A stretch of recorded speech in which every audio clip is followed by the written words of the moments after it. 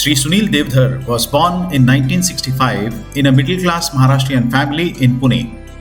After completing school in Mumbai and Pune, he pursued MSc from Mumbai University. Inspired by the biographies of Chhatrapati Shivaji Maharaj, Swami Vivekananda, Dr. Babasaheb Ambedkar, Swatantra Veer Savarkar, and Dr. K.V. Hedgewar, during his young days, he enrolled himself with the Rashtriya Seva Sangh in Mumbai. Within a few years of joining RSS, he was so influenced by its nationalist views that he decided to work as a pracharak, a full-time volunteer devoted to promotion of the RSS ideology. He joined the Bharatiya Janata Party in 2010.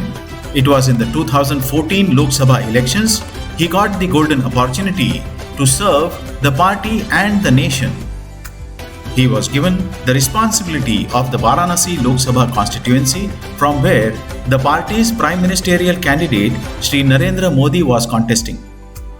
This was a Herculean task for which he camped in Varanasi and successfully led the campaign.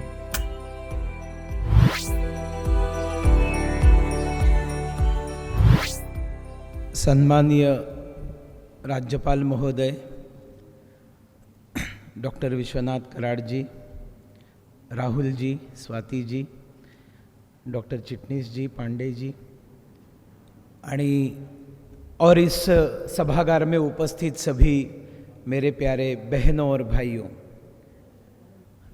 आते आते मैंने राज्यपाल महोदय से पूछा कितना समय मुझे दिया जा सकता है, तो डॉक्टर कराड़ साहब ने मुझे बताया कि 7-8 मिनट बोला म्हणून।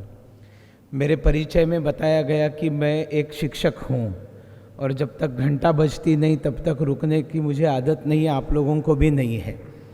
किसी व्याख्यानमाला में मुझे दूर से किसी ने घड़ी दिखाना शुरू किया, किसी व्याख्यानमाला में रात को किसी ने मुझे पीछे से कैलेंडर दिखाना शुरू किया कि भैया अभी चुप हो जाओ, दिन बदल रहा है। एक व्याख्यानमाला में सामने वाले ने रिवॉल्वर निकाला तो मैंने कहा मैं चुप हो जाता हूँ, पिस्तौल क्यों निकालते हो? तो उसने कहा ये तुम्हारे लिए नहीं लाया है, तुम्हारे यहाँ जाने के बाद तुमको यहाँ पर जिसने बुलाया है उसके लिए लाया है। तो मुझे यहाँ पर राहुल जी ने बुलाया हुआ है, तो उनकी सुरक्षा मेरी जिम्मेवारी है। डॉक्टर कराड़ जी का मेरा परिचय, मेरे पिताजी उनसे बहुत अच्छी तरह से परिचित थे, विशुभाऊ देवधर, वीना देवधर।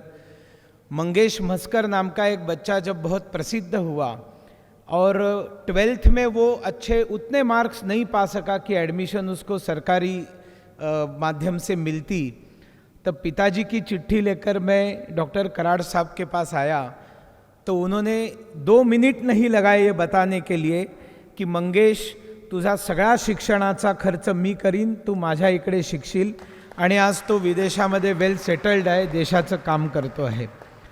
ऐसे हजारों लोगों को बनाने का, ज्याला मराठीत घडवणे म्हणतात, ऐसा कार्य इस MIT ने किया है। इसके लिए सारा देश, सारी दुनिया आपकी शुक्रगुजार रहेगी।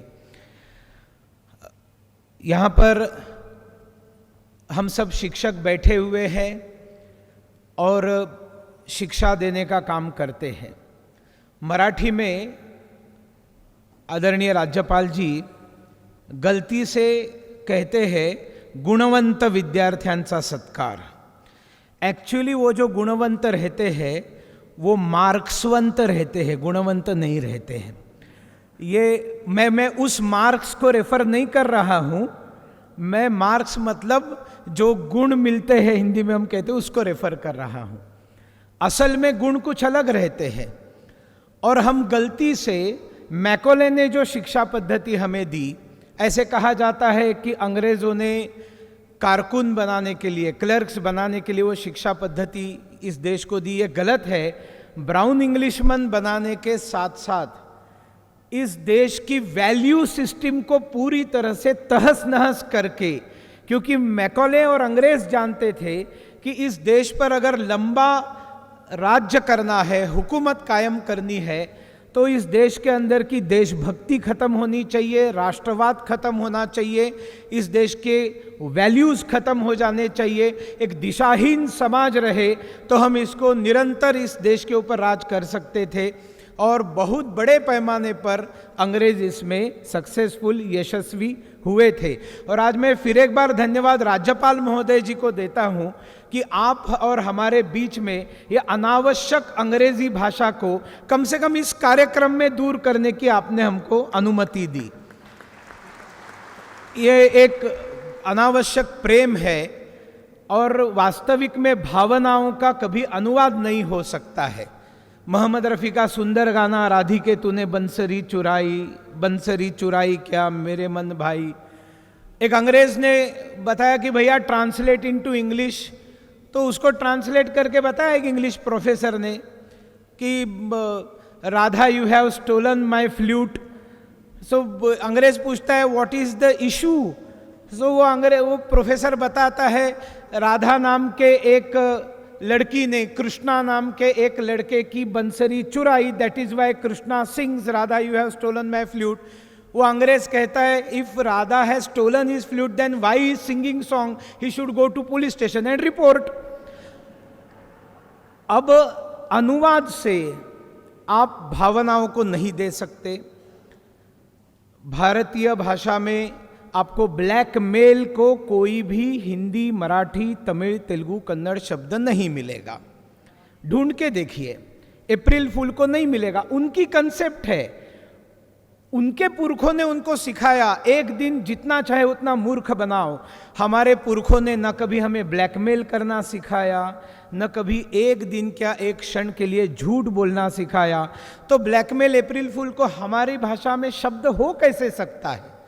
लेकिन दुर्भाग्य से जब अंग्रेजी के अतिरिक्त प्रेम के कारण पीढ़ियां घटती गई, एक्सीडेंट्स होते रहे, प्रधानमंत्री नरेंद्र मोदी जी एक शिक्षा नीति लेकर आए हैं जिसमें प्राथमिक शिक्षण को केवल और केवल मातृभाषा में पढ़ाने का प्रावधान दिया है।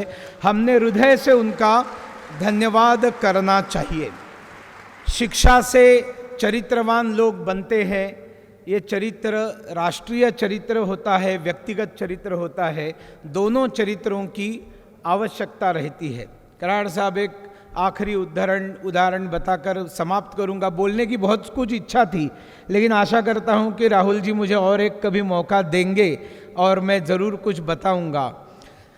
ऐसा है कि हमारे बहुत अच्छी कथाएं, कहानियां हमें कभी शिक्षा पद्धति ने बताई नहीं।